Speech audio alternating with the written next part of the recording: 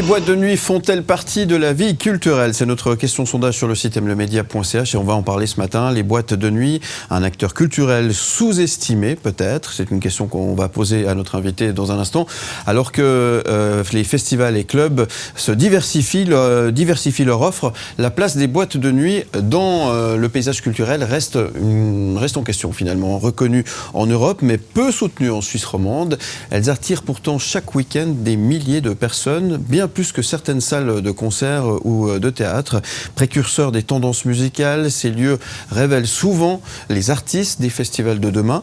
Alors faut-il leur accorder plus de reconnaissance et de soutien? Une réflexion menée ce matin avec notre invité Thierry Wegmuller, directeur du D-Club de Lausanne.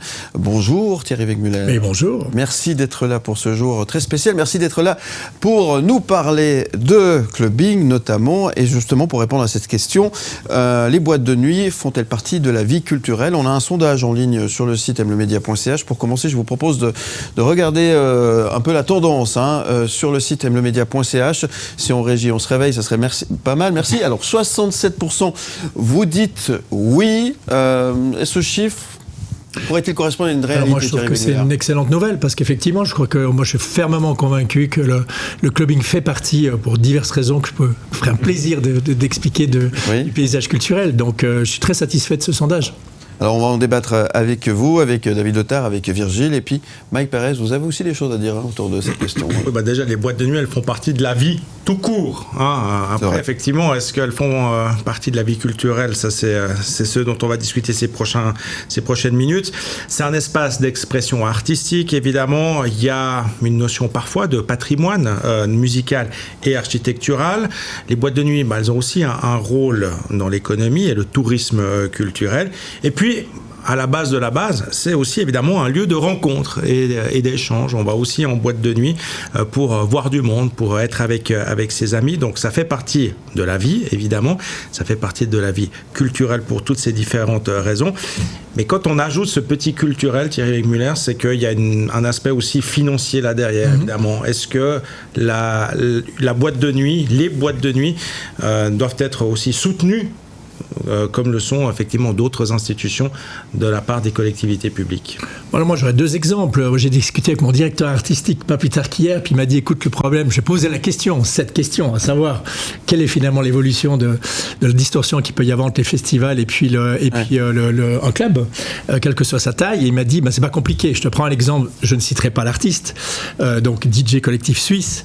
On les a fait découvrir il y a une quinzaine d'années en arrière, cachet 500 francs.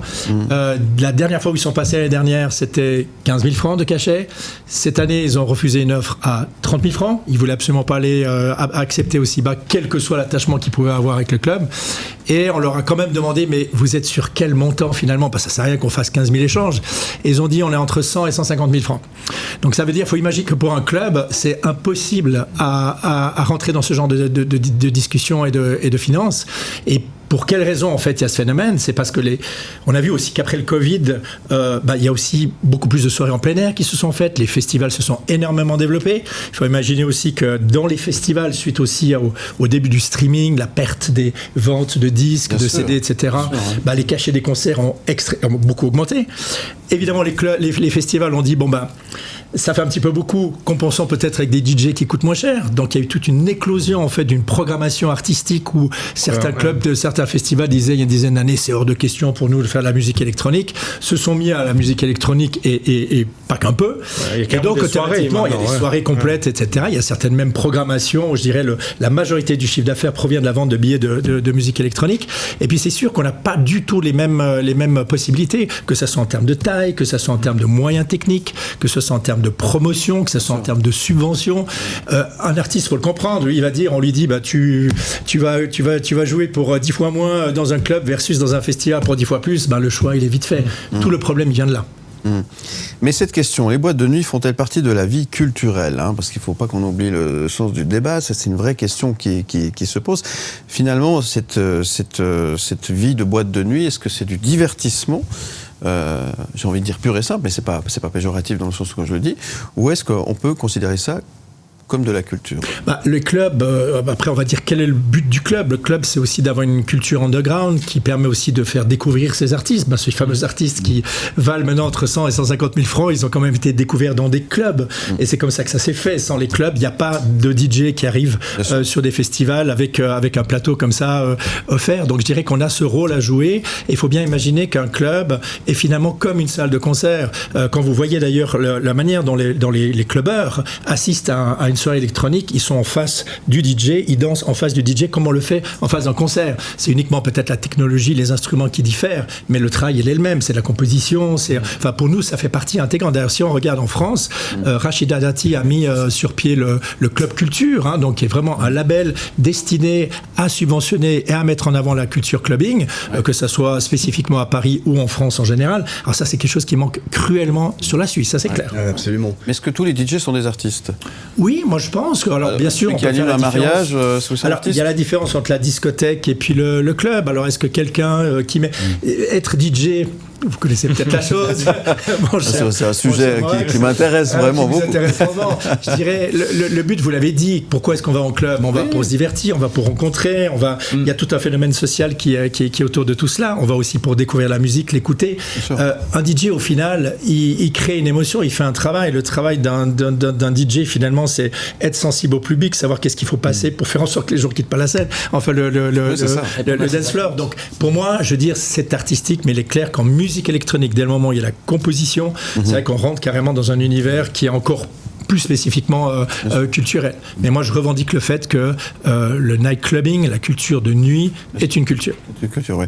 Qu'en pensez-vous de votre côté ? On attend vos messages au 079 121 9000. On a d'ailleurs reçu ce témoignage. Je vous propose d'écouter. Pour ma part, oui, parce que du coup, c'est cool le soir, on peut sortir, s'amuser, boire un verre, danser, ça c'est surtout danser, j'adore, et découvrir plein d'artistes de la nuit.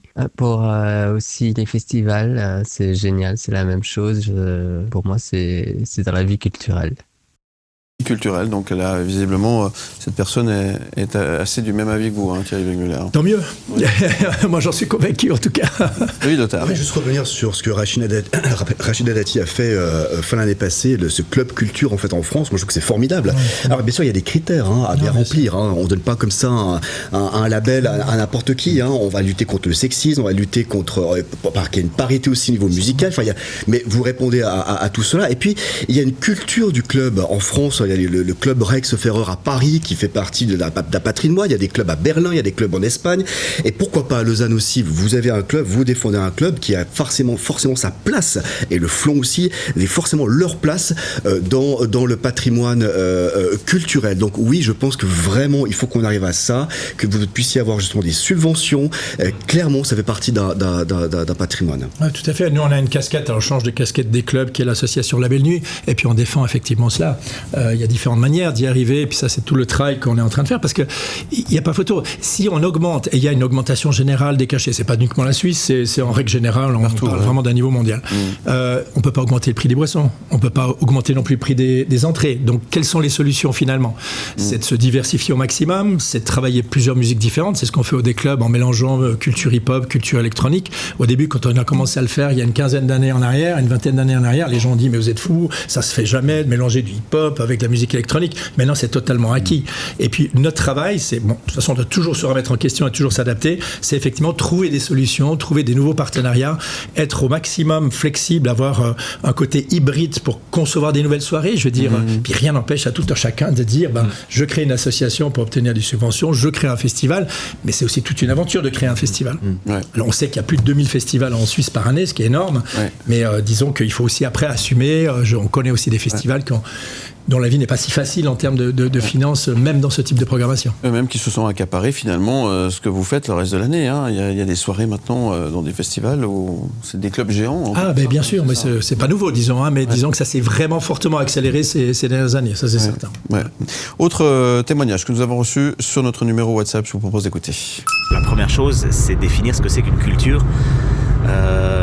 Parce que je pense qu'on n'a pas tous cette même définition de la culture, et si on creuse un petit peu, je pense que c'est essentiel de faire la différence. Est-ce qu'il y a une différence finalement ? Alors, est-ce qu'il faut bien spécifier que c'est une culture clubbing ? Est-ce que c'est finalement, on comprend le sens de la... Alors moi, je pense qu'il faut une démarche, je suis d'accord avec les critères de Rachida Dati. On peut tout à fait imaginer et définir quels sont ces critères. Je pense que c'est aussi, dès le moment, c'est purement aussi financier. Quand on dépense 30, 40, 50 000 francs en une soirée pour une capacité de 2000 places, c'est sûr qu'on prend des risques quand même assez phénoménaux qui n'ont rien à voir avec la personne qui prend un DJ local, etc. Après, il y a aussi la question de savoir est-ce qu'on est capable de développer aussi et de maintenir cette culture underground. Encore une fois, si on n'a pas cette culture de underground qui permet à des jeunes DJ d'éclore, de montrer, d'avoir une scène, etc., au final, comme je le disais tout à l'heure, il y a plus cette possibilité d'accéder aussi à un développement. Je trouve incroyable qu'un des DJ suisses puissent obtenir des cachets de cette taille-là, mais tant mieux pour eux. Tant mieux pour eux. Ça veut dire que ce métier est possible, ça veut dire qu'on doit aussi aider des jeunes à se développer, mais pour ça, il faut effectivement qu'on puisse avoir ce soutien, sinon on n'y arrivera pas forcément. Virgile, il a beaucoup regretté la fermeture des Macumba que tu fréquentais beaucoup, je peux comprendre. Ton avis là-dessus?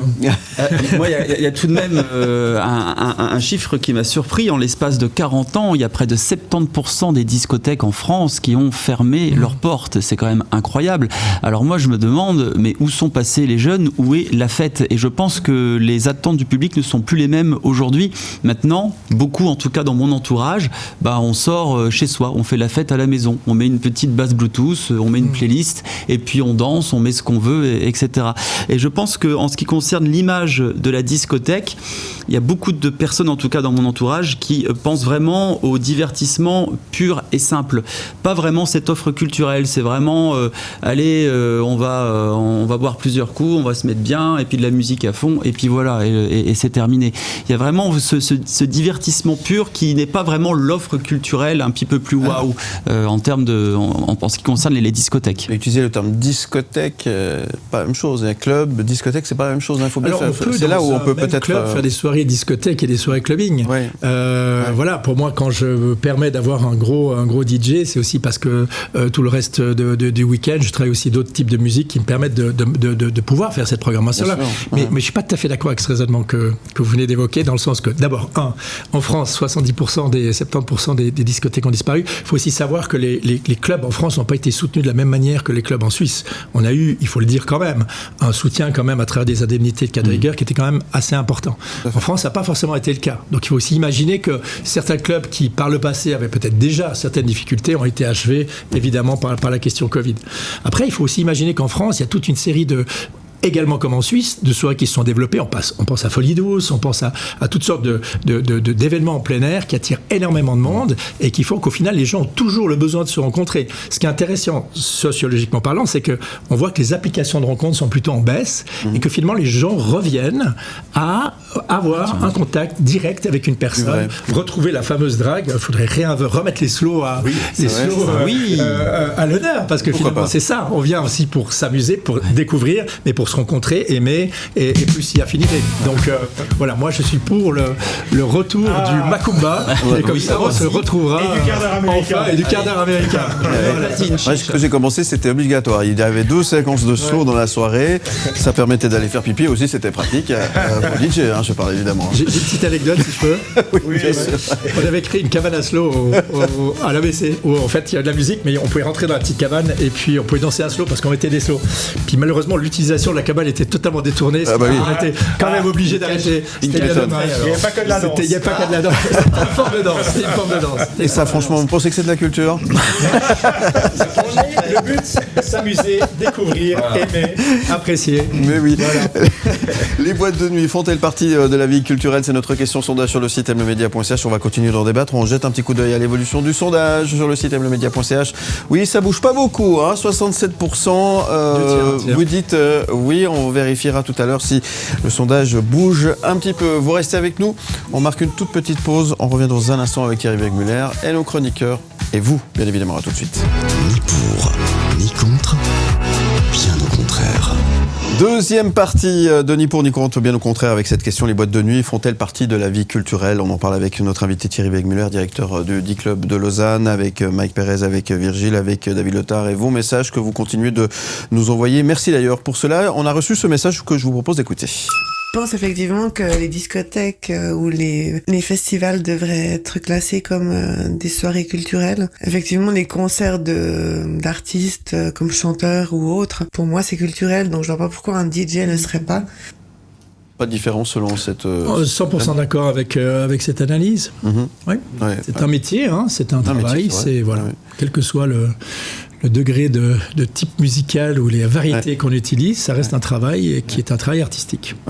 Nous avons reçu aussi quelques messages sur Instagram. Mike, tu voulais prendre la parole ? Ouais, je voulais juste dire, en fait, la problématique, elle se met aussi au niveau, on l'a dit, financier, des subventions. Les festivals, les théâtres et les choses comme ça touchent des subventions de la part des collectivités publiques, ce qui n'est pas forcément le cas pour vous, alors qu'effectivement, on pourrait comparer, vous avez une programmation aujourd'hui qui tend aussi à ressembler à celle d'un théâtre ou d'un festival, comme un festival aussi tend à copier un peu ce qui se fait dans les clubs. Donc là, il peut y avoir une sorte de inégalité de traitement, si on peut le dire comme ça. Oui, mais il ne faut pas oublier que tout le monde est libre aussi de créer une association. Si on prend certains exemples, à Genève, je ne citerai pas forcément le nom, mais vous avez une entité d'exploitation qui est gérée de manière privée, puis vous avez une association qui travaille la programmation. Il y a la même chose à Zurich. Donc, il n'y a rien qui empêche les gens de faire ce système-là. Ce qui serait beaucoup plus simple, c'est d'avoir une reconnaissance claire. Nous, on travaille au niveau de la Commission suisse des bars et clubs sur cette reconnaissance au niveau national. On vient de remplir un questionnaire qui prend une demi-heure pour donner toutes les données économiques, nombre d'emplois, etc. Enfin, tout ce qui concerne le milieu de la nuit pour qu'on ait au moins une fois quelque chose qui indique, en fait, qu'est-ce qu'on représente au niveau suisse en termes économiques, etc.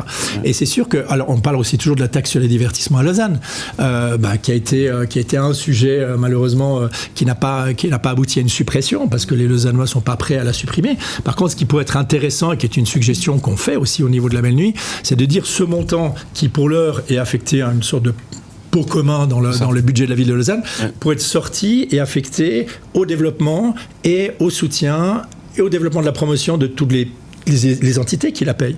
Parce qu'au final, on est tous à la payer, qu'on soit subventionné ou pas subventionné. On paye une taxe sur les divertissements qui représente 14% du prix. On parle quand même de 5 à 6 millions par année. Donc c'est sûr que si on part sur cette idée-là de dire ce montant-là, il existe, on ne va pas le supprimer, peut-être le diminuer, mais en tout cas pas le supprimer, autant l'utiliser pour venir en aide justement à toutes les entités qui la payent. Ça, c'est une proposition très concrète. Mais finalement, la culture, c'est du divertissement aussi. Donc, par rapport à la question de base au début, est-ce que c'est la culture ou le divertissement, ça va ensemble. Là où ça pêche peut-être dans la manière de percevoir les choses, c'est que quand on va en boîte, c'est pour s'amuser, pour aller boire un verre, pour aller draguer, pour aller danser, pour aller faire la bastringue, comme on dit. Si on va dans un festival, c'est pour peut-être aller écouter un concert. La démarche n'est pas forcément la même. C'est peut-être là où il y a quelque chose à... Moi, je ne suis pas d'accord. Enfin, je pense, si je regarde toutes les personnes qui viennent écouter en club, ils viennent pour l'artiste, quoi. Et vous avez des artistes, on parle de Synapson, on parle de Étienne de Crécy, etc., qui sont à la base des DJ, Laurent Garnier et d'autres, qui à un moment donné ont des formations qui sont des formations DJ, qui viennent avec des compléments live. Mais je discute pas où se trouve la frontière? Dans la réflexion. Ça dépend les soirées.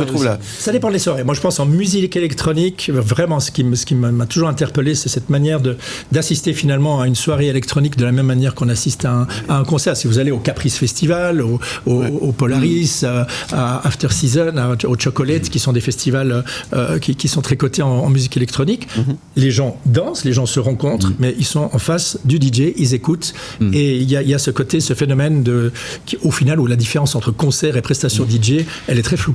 Qu'est-ce qui se dit sur Instagram ? Alors, à chaud, nous avons Carole qui nous dit oui, les clubs jouent un rôle clé dans la diffusion des nouvelles tendances musicales et offrent une vraie plateforme aux artistes émergents. C'est une partie essentielle de la culture contemporaine. On a aussi William, il nous dit si on considère les musées et les théâtres comme des institutions culturelles, pourquoi pas les clubs ? Ils attirent du monde et participent au dynamisme culturel d'une ville. Et puis un message qui va certainement faire réagir Thierry, c'est Paul.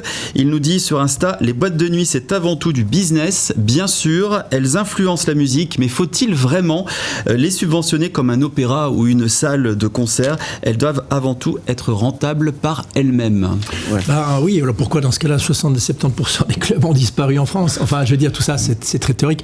Les gens qui parlent du business n'ont aucune idée de ce que c'est qu'un résultat tangible. On sait aussi qu'il y a une rotation au niveau des clubs qui est quand même, somme toute, assez importante. Oui, on a la chance à Lausanne d'avoir des clubs qui existent depuis très très longtemps. On parle du MAD, on parle d'idées, on parle d'autres qui sont des institutions. Mais c'est très difficile de gérer un club. Faut pas croire que c'est si facile.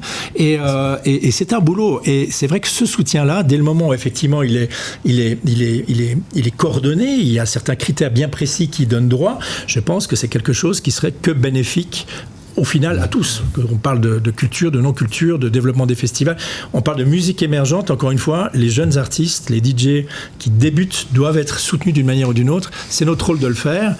Mais ça a aussi un coût, et c'est dommage de passer à côté sous prétexte que ce n'est pas rentable. Au contraire, il faudrait justement développer cette partie-là pour mieux se diversifier. C'est vrai, puis il y a un rôle social aussi, c'est hyper important, effectivement, David Letard. Non, mais il y a un espoir quand même, je pense que vous croisez beaucoup de monde, il y a un espoir quand même qu'un label, on peut imaginer un label puisse arriver quand même à Lausanne. Alors moi c'est ce sur quoi je m'attelle avec énergie. J'imagine, au niveau de l'avancée des travaux, c'en est où là? C'est encore des longues discussions ou bien? Il y a encore un peu de discussion, mais on a fait aussi. On discute de ça encore maintenant. Alors écoutez, moi j'ai commencé il y a 30 ans au niveau du clubbing. À l'époque, on disait on ne connaît pas, on n'a aucune notion de ce que c'est qu'une discothèque ou un club à Lausanne. On le cite même pas dans ce qui est Office du tourisme, Ville de Lausanne. Il y a zéro information. On est quand même arrivé à un travail à l'heure actuelle. On travaille avec Lausanne Tourisme, on travaille avec la Ville de Lausanne. Il y a tout un développement qui est fait à l'heure actuelle avec une vision de ce que pourrait être Lausanne en termes de storytelling, qui inclut aussi la vie nocturne. C'est des discussions qu'on a à tous les niveaux, au niveau politique, économique,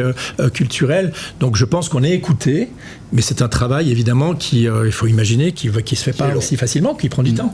Et c'est clair qu'une Rachida Dati est arrivée avec une vision qui était très audacieuse pour la situation. Mais encore une fois, avec 70% des clubs qui ont disparu, il fallait maintenir cette qualité de la vie nocturne. Ouais. Avant tout, c'est quelque chose qui existe, qui doit être là et qui doit perdurer. Ouais, c'est comme l'internaute qui disait, là, pour le dynamisme d'une ville, c'est exactement ça en fait. De pouvoir labelliser, de pouvoir mettre que c'est une institution, va dynamiser aussi, que ce soit Lausanne ou une autre ville, Genève ou peu importe, mais ça dynamise la ville. Moi je suis étonné qu'on parle encore de ça maintenant. Alors on fait le même travail à Zurich, on le fait le même travail à Berne, on le fait dans tous les cantons, on se coordonne pour le faire et puis moi je pense qu'on y arrivera. Lausanne, c'est toujours place to be. Moi, je suis convaincu que c'est de la place to be. Il y a plein de nouveaux endroits qui ont ouvert. C'est devenu. La Doce, il y a des collectifs, le collectif 52, le Strange Trees, Créature. Tout ça, c'est de la concurrence, de la saine concurrence qui amène en fait une identité supplémentaire de ville de vie nocturne à Lausanne. Moi, je trouve ça très positif. Et ça évolue. Et on doit évoluer de toute façon. Et la concurrence oblige aussi à évoluer. Dernier tour de table, il est déjà temps de conclure, et le mot de la fin vous appartient, mon cher Thierry Wegmuller. Là, je pense qu'il faut, les clubs doivent se réinventer, doivent trouver de nouvelles formulations et d'être plus hybrides. Au D, nous on travaille tout ce qui est effectivement spectacle d'humour. On aura la quinzaine de Boulimi, du stand-up bientôt. On a Bon Entendeur qui va venir mixer. On a du hip-hop. On a une nouvelle soirée à thème samedi sur le thème de Las Vegas avec danseuses, etc. Donc on revient aussi à ce côté un peu festif, type Bakumba dont on parlait. Et puis on doit chercher effectivement des soutiens publics, des compléments de sponsoring, parce que c'est pas en augmentant les prix, que ce soit des entrées ou des boissons, ou en réduisant la qualité de son offre, qu'on arrivera à être concurrentiel, certainement pas. En tout cas, donc il y a du travail. Il y a du travail. Et merci d'être venu débattre avec nous. Et qu'est-ce qu'on peut vous souhaiter aujourd'hui, Thierry Wegmuller ? Ce que vous voulez. Bon anniversaire déjà. Joyeux anniversaire. Merci. Je suis à un âge où les bougies coûtent plus cher que le gâteau. Donc, attendez, mais c'est-à-dire C'est-à-dire que voilà. Les bougies coûtent plus cher. Symboliquement. Merci. Bon anniversaire. Ce soir. C'est une bonne manière de fêter son anniversaire, d'être accueilli chez vous, comme ça c'est parfait. Avec grand plaisir. Vous êtes les premiers, mais vous n'êtes pas les derniers, mais ça me fait plaisir. Bon anniversaire en tous les cas, belle journée. J'ai écouté un DJ ce soir, donc voilà. Qui donc ? Non, je rigole. Pas mince. Pas de famille. Voilà. David Letard, vous vouliez dire quelque chose en quelques secondes pour Oui, les artistes, moi je suis très fier. On n'est plus à ce côté DJ comme il y a 30 ans. Aujourd'hui, les artistes se sont réinventés, ça devient des groupes, ça devient des prestations. Vous parlez de Bon Entendeur, c'est juste impressionnant.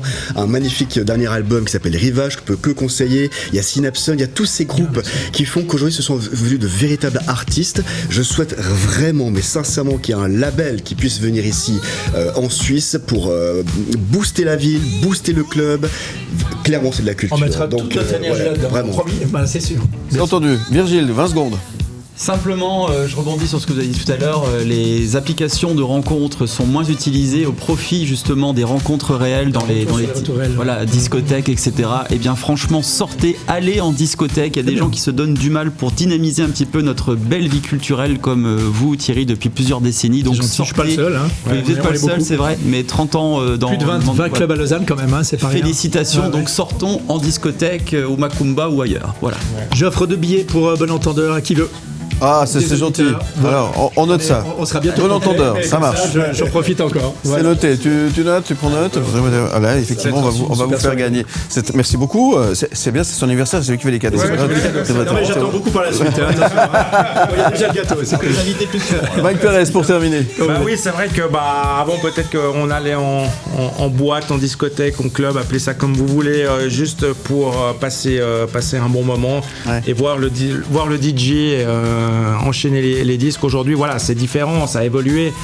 C'est devenu des vrais acteurs de la scène culturelle au sens très très large, avec des programmations. Hein. C'est plus juste, voilà quoi, on met des disques, ça devient une vraie programmation, une vraie saison en fait. Et donc oui, les clubs font partie aussi de l'offre culturelle globale d'une ville, d'une région. Et que des DJ puissent en vivre et puis justement atteindre des cachets comme ça, évoluer entre un club et un festival, c'est vraiment extrêmement positif. Hein, donc ça, il ne faut surtout pas le sous-estimer. Tout à fait. Merci beaucoup Thierry Wegmuller. Encore une fois, un bon anniversaire à vous. Merci. Lundi, dans Ni pour ne compte bien au contraire, nous parlerons d'un autre sujet plus compliqué, ou aussi compliqué, en fait suffisamment pour lutter contre le harcèlement scolaire. Nous aurons l'occasion d'en parler avec notre invité et nos chroniqueurs. Et vous, évidemment, on vous invite à réagir déjà sur le site mlemedia.ch en répondant donc à cette question. En fait-on suffisamment pour lutter contre le harcèlement scolaire? On en parle lundi matin. Bien plus qu'un média.